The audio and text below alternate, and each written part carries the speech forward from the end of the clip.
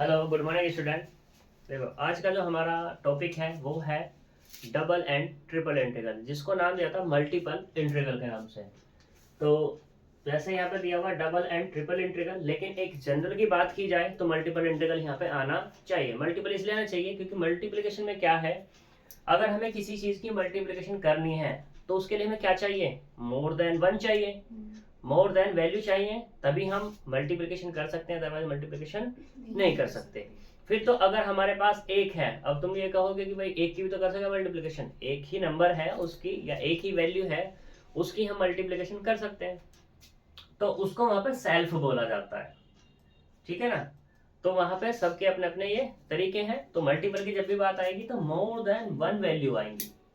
ठीक है, वो भी क्या होंगी, डिफरेंट होंगी।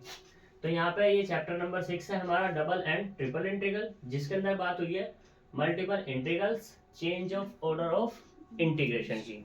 इसने ब्रैकेट में कहा जबकि ये ऊपर जाना चाहिए था हमारा। ठीक है, क्योंकि यहाँ पर ये मल्टीपल जो इंटीग्रल है वो यहाँ आना चाहिए था। यहाँ पे फिर ये ब्रैकेट में कहता, देखो जी हम पढ़ेंगे यहाँ पर डबल इंटीग्रल और ट्रिपल इंटीग्रल, उसके अंदर फिर क्या, change of order of integration की बात हो रही है। ठीक है, तो अब हम यहाँ पे सबसे पहले बात करते हैं डबल इंटीग्रेशन के बारे में, बात करते हैं उसके इवेल्यूशन के बारे में बात करते हैं। डबल इंटीग्रेशन है क्या, यहाँ पर जो हमारे पास फंक्शन होगा, फंक्शन हम कंसीडर करेंगे एक्स और वाई। यहाँ पे दो वेरिएबल होंगे एक्स एंड वाई वेरिएबल्स। ठीक, तो ये एक्स और वाई वेरिएबल है। अब ये किस तरीके से जा सकते हैं, कैसे जा सकते हैं, इसका इंटीग्रेशन क्या है, इंटीग्रेशन के बारे में मैं तुम बता ही चुका हूँ पहले तो। ठीक है, मतलब होगा किस तरीके से, ये देखो जैसे यहाँ पर ये है हमारे पास ए टू बी, एक तो इंटीग्रेशन ये हो गया, दूसरा इंटीग्रेशन हो गया सी टू डी। तो हमारे पास क्या मिलेगा यहाँ पर, एफ ऑफ एक्स और ये वाई, इस तरीके का एक फंक्शन होगा। यहाँ पे होगा हमारा डी एक्स और ये डी वाई। अब इसको हम किसी इंटीग्रेशन है तो ऐसे मैंने नाम दे दिया, ये हमारा क्या हो जाएगा, डबल इंटीग्रेशन हो जाएगा। अब डबल इंटीग्रेशन होगा किसका, तो जो हमारे पास एक लेंथ होगी और एक क्या होगी, विड्थ होगी, दो वैल्यूज होंगी, उनकी एरिया फाइंड करने के लिए यहाँ पर डबल इंटीग्रेशन किया जाता है। ट्रिपल इंटीग्रेशन की बात की जाए तो वहां पर क्या होगा, तुम्हारा वॉल्यूम फाइंड हो जाएगा, वहां तीन वैल्यू होंगे, हाइट, वेट, क्या हो जाएगी, हाइट हो जाएगी, लेंथ हो जाएगी और विड्थ हो जाएगी। ठीक है, तो वहां ट्रिपल हो जाएगा, वहां वॉल्यूम निकलेगा हमारा। सही। यहाँ पे इसकी कुछ प्रॉपर्टीज है, ये अक्सर यहाँ पे दिक्कत आती है किस तरीके से। अब बात करें तुम्हारे ऑब्जेक्टिव की, ऑब्जेक्टिव तो तुम्हारा देखो क्वेश्चन ही आने वाला है, ऐसे इतना ज्यादा कुछ खास आने वाला है नहीं। यहाँ से अगर तुम्हारा एक चैप्टर है तो एक चैप्टर से एक क्वेश्चन या दो क्वेश्चन मान के चलो, तीसरा क्वेश्चन कभी नहीं आएगा इससे। ठीक है, यानी कि हम कहने का मतलब क्या है, इस चैप्टर नंबर 6 से सिर्फ दो क्वेश्चन के लिए पढ़ रहे हैं। सही, लेकिन वहीं पर अगर बात की जाए जब तुम्हारा सब्जेक्टिव हुआ करता था तो यहाँ से 7.5 नंबर का एक क्वेश्चन मिनिमम आता था लॉन्ग में। ठीक है ना, तो देखो यहाँ पर ऑब्जेक्टिव में तुम्हारा इसका क्राइटेरिया कितना छोटा हो गया है। और जो भी हमने पीछे इम्प्रॉपर इंटीग्रल किया है वहां से कोई क्वेश्चन नहीं आता था, अब वहां से क्वेश्चन बढ़ गए हैं, वहां से क्वेश्चन बढ़ गए हैं, तो तुम्हारा नुकसान भी है और फायदा भी है। दूसरी चीज, ऑब्जेक्टिव का सबसे ज्यादा फायदा तुम्हें जाकर के मिलेगा जब तुम पीजी कर लोगे उसके बाद, या यूजी के फाइनल में होंगे, अगर तुम्हें हायर एजुकेशन किसी हायर हायर किससे करनी होगी, कॉलेज से करनी होगी, जैसे तुम्हारे क्या हो गए आईआईटी हो गए, एनआईटी हो गए, इनसे अगर तुम्हें करनी है पीजी तो वहां पर इसका फायदा मिल जाएगा तुम्हें। क्योंकि वहां तो तुम्हारा जब एक पेपर होता है सीयूटी वाला तो उसमें क्या होगा, ऑब्जेक्टिव ही मिलते हैं, वहां पे तुम्हें ऑब्जेक्टिव पहले पढ़ चुके होंगे तो वहां इसका फायदा मिल जाएगा बस। ठीक है, तो चलते हैं। देखो यहाँ पे इसकी कुछ कंडीशन है, यहाँ पे जैसे ये दिया हुआ है, देखो पहले कौन आ रहा है यहाँ पर dx, बाद में कौन जा रहा है dy, ये ऑर्डर बेटर करता है इसका।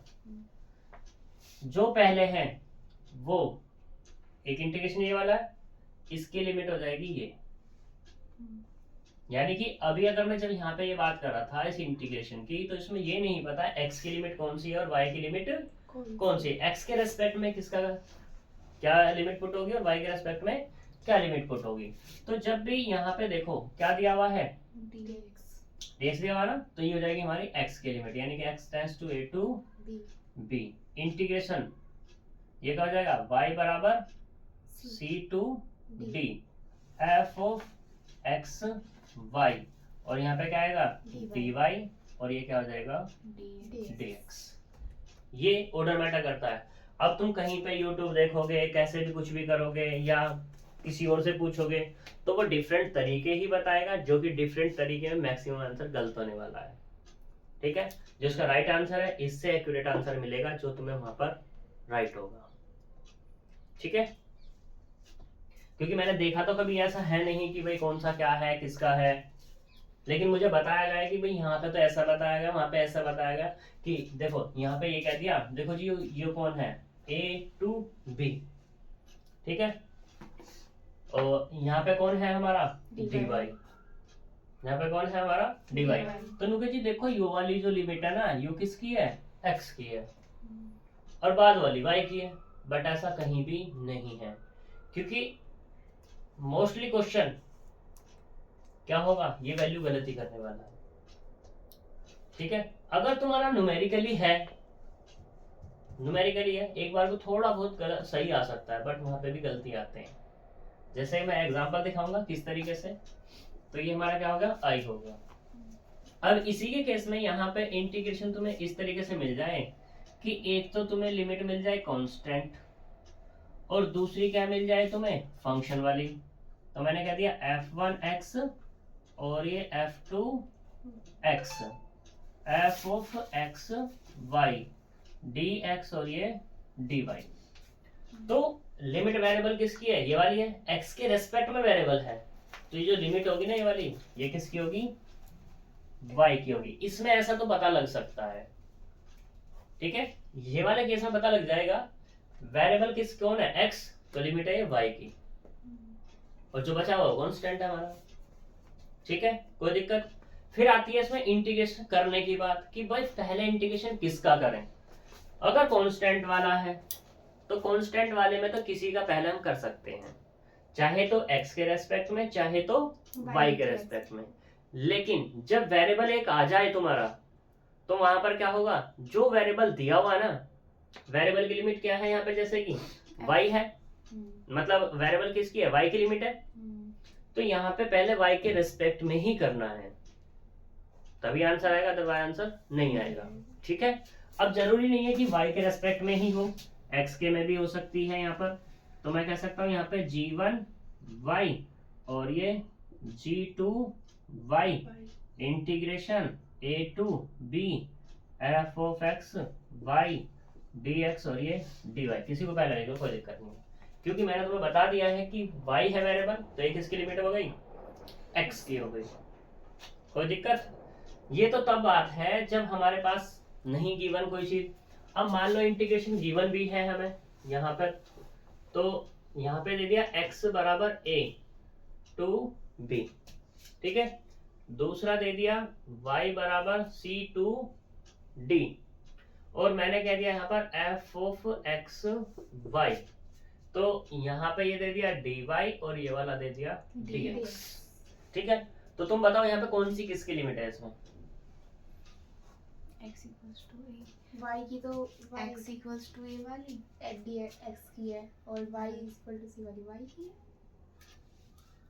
y इक्वल टू c वाली y की है, नहीं x की है, वो x की है, क्यों ऐसी तो बताई थी अभी इधर y वाली बताई थी, लेकिन इसमें उसमें चेंजेस है, वही तो मैंने इसलिए तो लिखा। देखो ये तो तब बात है जब हमारा क्या हो रहा हो, इसे खत्म करो पहले तो। ये बात तब है जब हमें लिमिट शो नहीं कर रहा, लेकिन अगर लिमिट शो कर रहा है, इसमें शो कर रहा है ना x बराबर a to b और y बराबर c to d, जिसमें शो कर रहा है उसमें तुम्हें कुछ नहीं देखना dx कहाँ पर है dy कहाँ पर है, वहां तो तुम्हें ऑलरेडी शो हुई वही है, ये x की लिमिट है और ये वाली हमारी y की लिमिट है, बस बात खत्म। देखना कहाँ होगा, जहां पर ये शो नहीं हो रहा होगा। ठीक है, और वेरिएबल में तो तुम्हें पता ही लग गया, जहां तक कोई दिक्कत। तो ये हमारा क्या है, अपना डबल इंटीग्रेशन है। इसकी कुछ प्रॉपर्टीज हैं, इसकी कुछ प्रॉपर्टीज किस तरीके से हैं वो भी हम देख लेते हैं। बस प्रॉपर्टी वैसे तुम जानते ही, जैसे इंटीग्रेशन की प्रॉपर्टीज होती है ना वैसे ही है। मान लो तुम्हारे पास कोई एरिया है, ठीक, तो ये एरिया पूरा का पूरा क्या है, ए है। श्रुति आई, उसने अपना एरिया बांट लिया माही से, ठीक है, तो इसका ए क्या हो गया, ये A1 हो गया, ये वाला क्या हो गया, A2 हो गया, 2 एरिया हो गए, ठीक। तो इंटीग्रेशन जो हमें करना है I बराबर, तो ये क्या हो गया A, ये क्या हो जाएगा अपना A, f of x y dx और ये dy, क्योंकि 2 एरिया हो गए हैं, ए के रेस्पेक्ट में जो हमें इंटीग्रेशन करना पॉसिबल नहीं हो रहा, लेकिन अगर हम जैसे एरिया बांट दिए जाएं तो क्या हो जाएगा, इंटीग्रेशन हमारा आसान हो जाएगा, ठीक है। यानी कि एक एरिया को 2 में हम बांट सकते हैं, ठीक है जी। वही वाली बात है, रहन सहन वाली, एक घर में नहीं रहा जा रहा, 2 घर जैसे ही हो गए, रहने लगे अपना, तो वही चीज इसमें है। ये तो एक के लिए बात होगी, 2 आ जाए, 3 आ जाए, 4 आ जाए, 5 आ जाए, कितने हो सकते हैं तुम्हारे, ठीक है। फिर दूसरी प्रॉपर्टी वही है कि मान लो ये तुम्हारे पास कोई एरिया दे दिया और m है तुम्हारे पास एक constant f of x y dx और ये dy, तो इसमें क्या होता है, कांस्टेंट बाहर आ जाएगा और फिर जो तुम्हारे पास अंदर बचा हुआ है उसका इंटीग्रेशन कर लो, f of x y dx और ये dy। कोई दिक्कत है तक नहीं, चलो आगे चलते हैं फिर। तो इसी चीज को अब हम एक एग्जांपल से समझते हैं, जितना जो मैंने यहाँ पर बताया है तुम्हें, ठीक है।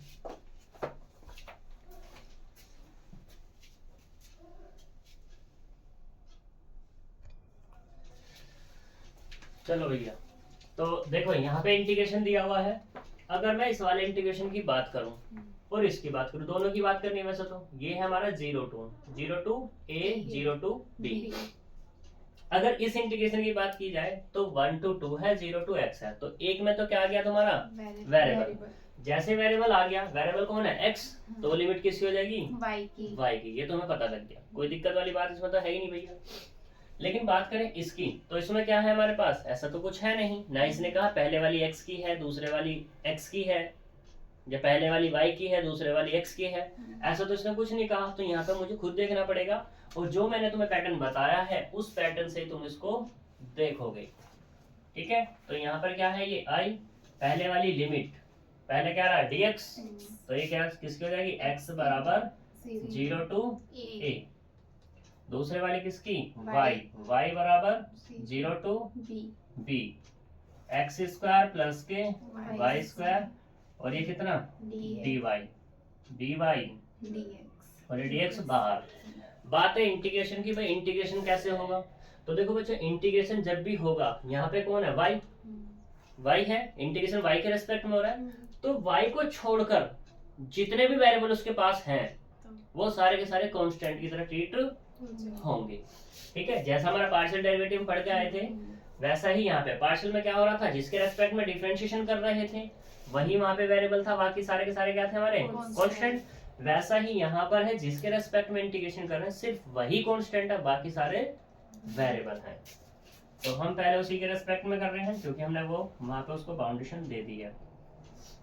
तो y के में कर रहे हैं तो क्या हो जाएगा, x स्क्वायर इंटू में y प्लस y की पावर कितना हो जाएगा 3 और अपॉन में कितना जाएगा 3 और ये क्या हो जाएगा 0 to b और ये dx बराबर 0 to a, लिमिट यूज करेंगे, इसके साथ y भी लिखा जाएगा x स्क्वायर के साथ। हाँ ठीक है, तो ये रहा ना हाँ। भाई, x स्क्वायर है कांस्टेंट है, कांस्टेंट का डिफरेंशिएशन का इंटीग्रेशन क्या होता है, कांस्टेंट इनटू वेरिएबल जिसके रेस्पेक्ट में कर रहे हैं, तो कांस्टेंट ये रहा इनटू दिस, भाई 1 हो गया ना इनटू 1 करके, तो 1 का क्या होता है y, ठीक है।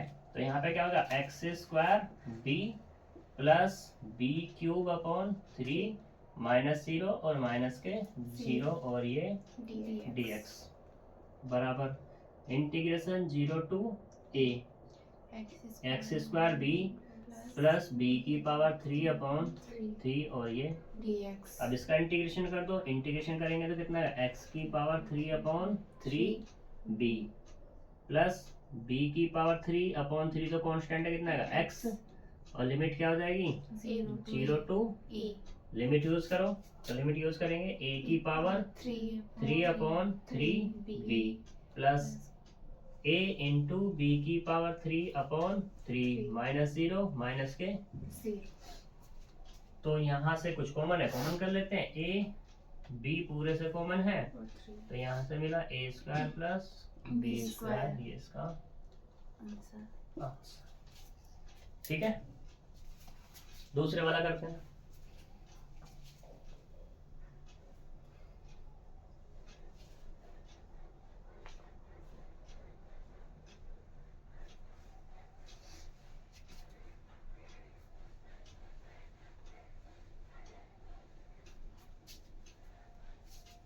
तो सेकंड वाले में क्या है अपना,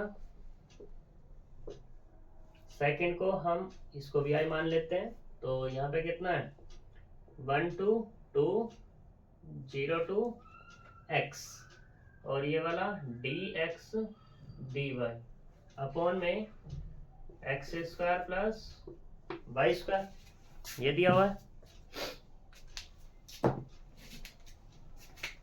तो मैंने तुम्हें बताया पहले किसके रेस्पेक्ट में करना है, वेरिएबल के, तो यहाँ पे करो 1 to 2 integration 0 to x dy upon में कितना x² प्लस y² और ये dx। ठीक है, तो करो इंटीग्रेशन 1 to 2। तो तुमने एक इंटीग्रेशन पढ़ा होगा इसका, integration of dx upon x² plus a² कितना होता है 1/a tan inverse x upon a। तो यहाँ पे जो x है a का काम कर रहा है, नहीं कर रहा है, और y x का काम कर रहा है, तो कर दो भैया, कितना आएगा 1/x इंटू में tan inverse y upon x, और यहाँ पे कितना 0 to x और ये dx बराबर 1 to 2 इंटीग्रेशन, लिमिट यूज करेंगे 1/x tan inverse x upon x minus 1/x into tan inverse 0/x और ये dx बराबर 1 to 2 tan inverse x upon x 1, यानी कि tan inverse 1 minus 1/x into tan inverse 0 और ये dx बराबर 1 to 2 tan inverse 1 कितना होगा, यानी कि π/4x, ये तो 0 ही हो जाना है, और ये dx π/4 तो बाहर आ जाएगा, तो इंटीग्रेशन 1 to 2 1/x और ये dx π/4 इंटीग्रेशन कितना आएगा log x और 1 से 2, तो कितना मिला π/4 log 2 माइनस के log 1, और log 1 कितना होता है 0। यहाँ से कितना मिला ओनली π/4 log 2। ठीक है, कोई दिक्कत, जल्दी करो, ये वाला हो गया। हाँ, हो गया।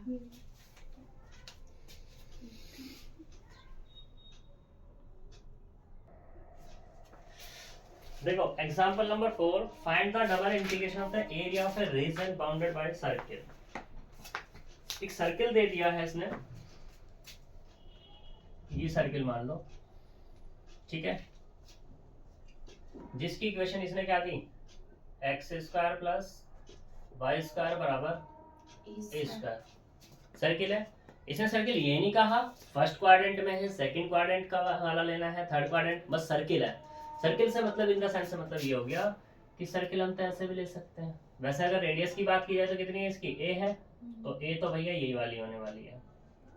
अगर इसको मैं ऐसे आगे मिला दूं तो ये x हो गया, इसको मैं ऐसे मिला दूं तो ये कितना हो गया x डैश, ये वाला कितना हो गया y हो गया, और ये वाला कितना हो गया y डैश हो गया। कोई दिक्कत तो है नहीं। तो इसको हम सेंटर माने, इसको क्या माने हम सेंटर, तो सेंटर यानी कि 0 0। तो ये वाला तो माइनस ए हो जाएगा, ठीक है। अब तुम कह रहे हो कि माइनस ए रेडियस है, नेगेटिव कैसे होगी? भाई देखो, मैं रेडियस को माइनस नहीं बोल रहा, मैं किसको बोल रहा हूँ, ये सेंटर हमारा ओ है, ये पॉइंट हमारा है ए, और ये वाला क्या ले रहा हूँ मैं, ए डैश। मैं डिस्टेंस ओ से ए डैश की तरफ वैल्यू की बात कर रहा हूँ, वो कैसी हमारी नेगेटिव है, ठीक है। तो अब ये हमारा एरिया पूरा ही घेर रहा है, तो इसमें तो ये नहीं कहा फर्स्ट क्वाड्रेंट सेकंड क्वाड्रेंट या इसमें उसमें जो भी, तो इसका एरिया बताना है, ठीक है। तो एरिया बताने के लिए हमारे पास एरिया का जो फॉर्मूला है वो ये है, एरिया बराबर होगा double integration of R D x और ये डी वाई, ठीक है। बात है यहाँ पर किसकी, आर रीजन, रीजन में लिमिट इंटीग्रेशन करने के लिए क्या चाहिए मुझे, लिमिट चाहिए। लिमिट हमें कैसे निकालनी है, तो देखो यहाँ पर ये कितना दिया हुआ है, x square plus y square बराबर ए स्क्वायर, तो यहाँ पर इसमें से किसी को भी पहले पुट कर लो, मैंने यहाँ पे पुट कर लिया y बराबर 0, तुम x बराबर भी कर सकते हो। जब y बराबर 0 पुट करोगे तो क्या मिलेगा, सिर्फ एक्स स्क्वायर बराबर ए स्क्वायर तो मिलेगा, और यहाँ से एक वैल्यू निकल जाएगी x बराबर प्लस माइनस के a। तुम y x बराबर करोगे तो y बराबर प्लस माइनस a मिल जाएगा। तो यहाँ पे जो हुआ x बराबर वो कितना होगा, माइनस a टू a। क्यों हुआ, क्योंकि पूरे सर्किल की बात हो रही है तो माइनस वाला भी आएगा उसमें x की वैल्यू, ठीक है। फिर बात हो रही है किसकी, रीजन की, तो रीजन यानी कि अब क्या हो गया, यहाँ y बराबर 0 हो गया, एक y यहाँ से निकल सकता है, तो y क्या निकलेगा, वो plus minus square root of a square minus के एक्स स्क्वायर। यहाँ तक कोई दिक्कत बताओ, नहीं है, अच्छी बात। तो यहाँ पे क्या आ जाएगा हमारे पास, y की x की वैल्यू निकली x बराबर माइनस ए टू ए, और y की वैल्यू मिली क्या था से, प्लस माइनस y बराबर minus root a square minus के एक्स स्क्वायर एंड कितना प्लस के y बराबर प्लस के square root of a square minus के एक्स स्क्वायर। कोई दिक्कत, सारी वैल्यूज हैं यहाँ रख लो। तो हमारे पास जो एरिया ए बराबर कितना हो जाएगा, x बराबर माइनस ए से ए, और y बराबर माइनस ए स्क्वायर माइनस के x square, square root of a square minus के एक्स स्क्वायर डी एक्स और ये डी वाई, ठीक है। तो तुम्हें क्या करना है, इंटीग्रेशन करना है। तो मैंने तुम्हें एक लिमिट बताई थी स्टार्टिंग में जब चैप्टर स्टार्ट हुआ था, क्या कि भैया कहीं पे लिखा माइनस ए से ए, और ये क्या एफ ऑफ एक्स और ये डी एक्स, इसकी वैल्यू क्या होती है 2 0 to a f of x d x. ये कब होती है, जब एफ ऑफ माइनस के एक्स बराबर किसको होता है, एफ ऑफ एक्स, और ये 0 होती है तब जब क्या होगा, एफ ऑफ माइनस एक्स बराबर कितना, माइनस के एफ एक्स, यानी कि इवन पे तो ये वाली वैल्यू और ओड पे ये, और यहाँ पे इवन है फंक्शन, ओड यहाँ ओड है, अरे वो नंबर है, फंक्शन की अगर बात की जाए तो कोई भी हमारे पास कांस्टेंट फंक्शन है, f of x equal to c, c बराबर तुम कुछ भी लो, तो तुम यहाँ पे रिप्लेस करोगे क्या, माइनस के एक्स, तो ये सी तो रहेगा, यानी कि ये किसके बराबर रहेगा, एफ ऑफ एक्स के। तो कांस्टेंट फंक्शन हमेशा कैसा होगा, इवन फंक्शन होगा। तो ये हमारा इवन फंक्शन है या नहीं, जब ये है तो इसका मतलब क्या होगा, a बराबर कितना आएगा, इंटीग्रेशन माइनस a से a, तो कितना जाएगा यहाँ से, ये आएगा 2 0 to square root of a square minus के एक्स स्क्वायर और ये डी वाई और ये डी एक्स। कर दो integration, minus a to a, तो 2 into y, 0 to square root of a square minus के एक्स स्क्वायर और ये इंटीग्रेशन करो, माइनस ए टू ए, तो कितना मिलेगा 2 रूट ए स्क्वायर माइनस के एक्स स्क्वायर और ये डी एक्स। अब इसका इंटीग्रेशन करना है, तो इसका इंटीग्रेशन करेंगे तो कितना आएगा, 0 टू a कर लेंगे तो y से पुट 0 टू ए, हाँ कर सकते हैं बिल्कुल, क्योंकि देखो अब अगर इसमें फिर से पुट करोगे तो ये इवन फंक्शन फिर हो गया, जब इवन फंक्शन हो गया तो कितना आएगा, 2 दूनी 4 माइनस तो हट गया 0 to a square root of a square minus के एक्स स्क्वायर, और ये इसका इंटीग्रेशन करना है। इंटीग्रेशन हमें पता होना चाहिए क्या होगा, वो इसका इंटीग्रेशन होगा कितना, तो क्या हो सकता है बताना जरा। ये होगा x इंटू में square root of a square minus के एक्स स्क्वायर अपॉन में 2, यानी कि x upon 2 square root of a square minus के एक्स स्क्वायर, ऐसा लिख सकते हो तुम इसको।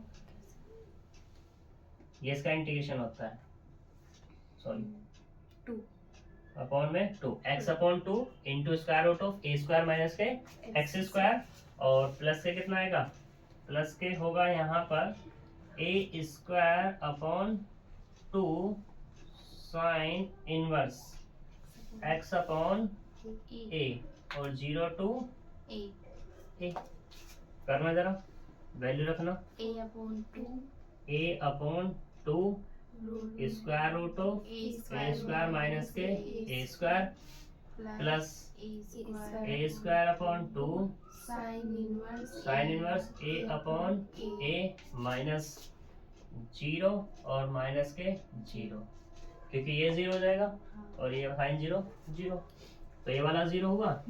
4 इंटू में साइन इनवर्स 1, साइन इनवर्स 1 किसकी वैल्यू होती है 90, यानी कितना आ जाएगा ए स्क्वायर अपॉन 2 इंटू 5 अपॉन 2, तो यहाँ से कितना मिला ए स्क्वायर 5, ठीक है।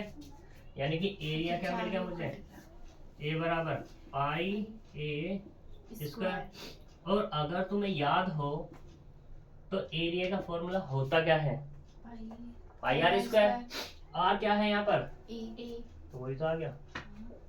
कोई दिक्कत यहाँ तक नहीं, पक्की बात। चलो तो अभी ये क्वेश्चंस करके जो है ना डबल इंटीग्रेशन हमारा खत्म होता है। कल हम बात करेंगे नेक्स्ट टॉपिक पे, ठीक है। तो मिलेंगे कल नेक्स्ट वीडियो में, बाय बाय।